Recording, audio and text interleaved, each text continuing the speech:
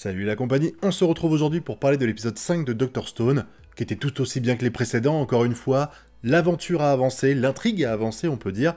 Il y avait de l'humour, c'était cool, même si j'ai quelques petites réserves sur 2-3 choses. Alors déjà, on va parler de ce que j'ai beaucoup aimé, le flashback de Ryuzui, je le prononce jamais bien, mais vous avez compris de qui je parle, évidemment, le capitaine du navire, qui faisait très condescendant, et qui fait toujours un peu condescendant, tu sais, tu sens le mec, je suis le mec le plus avare, ou avide de l'humanité entière, je veux les droits sur ça, je veux vendre ça, je veux vendre ça. En fait, il construit quasiment le projet autour de lui, et on avait eu déjà un flashback, enfin pas un flashback, mais on avait une explication de François qui avait dit dans l'épisode précédent que, ou celui d'avant, je ne sais plus, je crois que c'était l'épisode précédent, que, en fait, il veut pas tirer la couverture à lui, il veut que tout le monde brille en fait. Et ça permettait de le trouver un petit peu moins arrogant, même s'il était toujours un peu. Et je trouve que le flashback qu'on a eu sur lui aujourd'hui était vraiment super intéressant. Bon, il y a eu la blague du aujourd'hui tu recevras plus que 1 million de yens par mois. Le gars, c'est un gamin, il touche l'équivalent de 6 ou 7 000 euros, je crois que ça fait par mois. Genre quand t'avais 7 ou 8 ans, moi je touche pas ça aujourd'hui, tu vois. Je trouve que c'était pour montrer un petit peu la différence de vie entre lui et le reste de l'humanité. Hein. Sur le chat, quand on l'a regardé en live, tout le monde a tiqué là-dessus. Mais c'était intéressant de voir que malgré le fait qu'il avait des avantages, il en voulait encore plus et qu'il s'est donné les moyens d'y arriver. Et c'est ça, en fait, le flashback qu'on a ici, c'est de montrer que, finalement, Ryuzui, c'est un personnage qui a pas tout qui lui est tombé tout cuit dans le bec. Ouais, il a des facilités, ouais, il venait de la bonne famille pour faire ça, mais malgré tout, eh ben, il s'est déchiré pour que ses ambitions étaient plus élevées que celles qu'on lui donnait, comme possibilité, genre tu vas avoir ça, il fait non, moi je veux plus, et il faisait tout ce qui était en son pouvoir pour y arriver, et c'est ce qui met en fait au service de Senko et compagnie ici, puisque ils veulent voir un petit peu leurs ambitions à la baisse pour le bateau, parce qu'ils disent bah c'est trop difficile de faire un bateau comme ça et tout, et lui il fait non, je veux un énorme bateau, je veux mon putain de voilier, donc on va se donner les moyens d'y arriver, et ils font en sorte que ça marche, et ça c'était vraiment top. Bon par contre, juste petit bémol, alors on est encore une fois, je trouve c'est bien que ça avance super vite l'histoire, et c'est vrai que on n'a pas des genre bah il va falloir attendre 6 mois, donc on va faire une aventure pendant 6 mois chiante. Là c'est neige, on peut plus travailler, donc on va faire du surf, ensuite on va créer des maillots de bain pour pouvoir être à la plage, et puis aussi pour pouvoir aller dans l'eau si jamais il y a besoin, ils seront sur la mer, ça me paraît évident qu'il faut des tenues appropriées pour ça, donc il y a ce flashback-là, avec les petits moments drôles. Alors on revoit encore le gardien blondinet, j'ai oublié son nom, je suis désolé, qui avait déjà fait la blague des rayons X avant, qui disait « Ah, on peut voir à travers les vêtements ». Là c'est pareil, les nanas, elles ont des maillots de bain en soie, et il dit « Oh, on peut toucher pour voir la soie ». Bon, tu sens que le mec, il a envie de pécho. Ils font également du chocolat. La nana, la photographe, elle filme tout.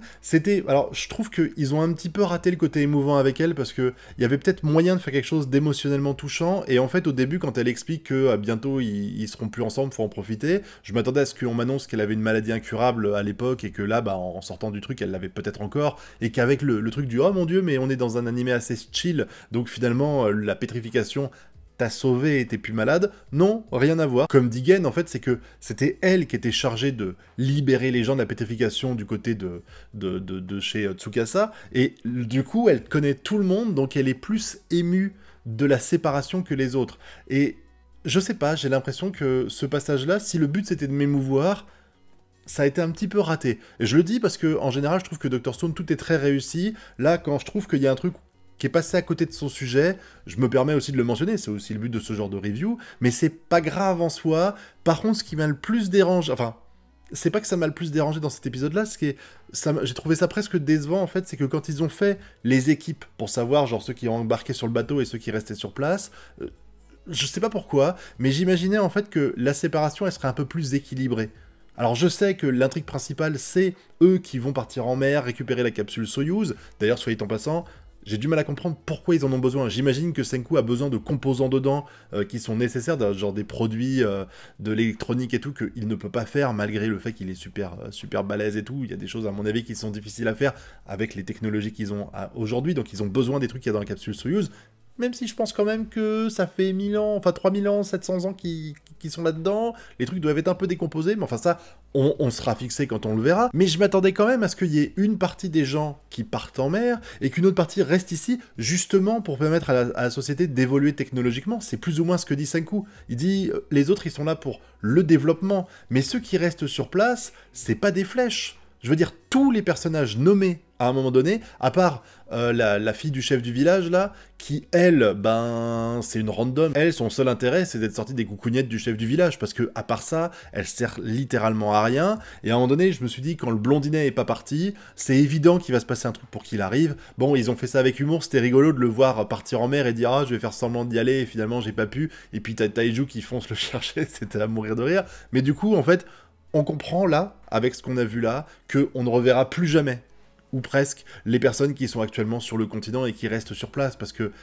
il n'y a aucun personnage charismatique qui est là-bas, il va leur arriver aucune couille à mon avis, surtout que même les 2 prisonniers, on les a pas laissés là, on les emmène. Ce qui donne aussi une autre information, c'est qu'il paraît sûr à 2 milliards de pourcents, à 1 milliard de pourcents, pour reprendre le terme qu'emploie à chaque fois Senku, qu'à un moment donné, ils seront dans la merde à cause d'une galère, et que du coup, ils vont devoir les libérer en disant, bah voilà, c'est soit vous mourrez avec nous, soit vous nous aidez à nous sauver, et ils vont faire équipe, et ça va s'arranger, tout ça, évidemment. En tout cas, cet épisode, bah, comme tous les autres, il était cool, l'intrigue avance super vite, peut-être même des fois un peu trop vite, alors pas que je me plains, mais c'est juste qu'on fait des ellipses. Là, je sais pas, il n'y a pas de chronologie en fait dedans. Ils te disent pas genre on va mettre 6 mois pour faire ça, 6 mois après, 6 mois après, 3 mois après, 4 mois après, mais tu sens quand même que ça fait plusieurs années qu'ils sont sur place, et bon, vous allez dire c'est un peu le propre de beaucoup d'animés, mais ils vieillissent pas du tout.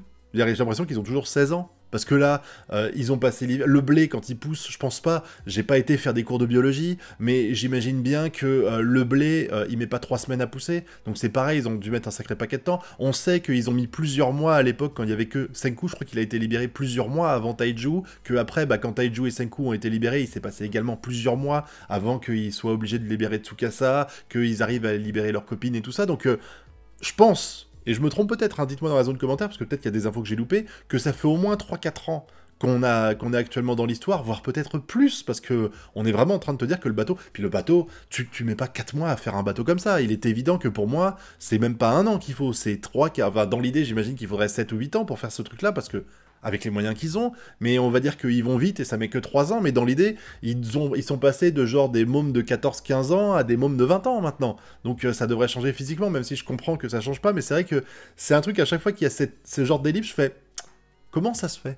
Après, c'est pas grave, hein. Ça m'empêche pas de kiffer. Là, je fais juste le petit pointilleux sur des détails anecdotiques. J'attends vraiment de voir ce qui va se passer avec la capsule Soyouz. Je me doute qu'ils vont pas arriver, la récupérer et que tout soit bien. Il va y avoir un truc qui va se passer. C'est l'endroit où avant étaient son daron et les autres mecs qui ont réussi à survivre, enfin à éviter la pétrification. Je pense qu'on va apprendre que à un moment donné, le village s'est scindé en 2. C'est d'ailleurs pour ça, je me suis posé la question du pourquoi ils sont pas à côté de la capsule Soyouz. Parce que je me doute bien que les survivants, quand ils sont sortis, ils sont pas amusés à faire des centaines de bornes pour chercher un coin tranquille. Là, ils étaient sur la plage. On a même vu qu'ils se sont installés sur la plage au début.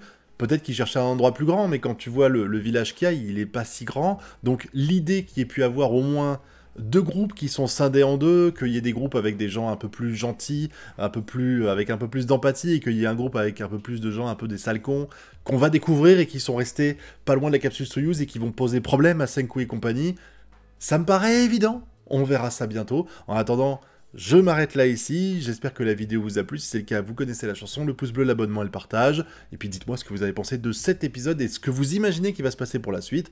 En attendant, on se retrouve très bientôt pour de prochaines vidéos. Tchuss!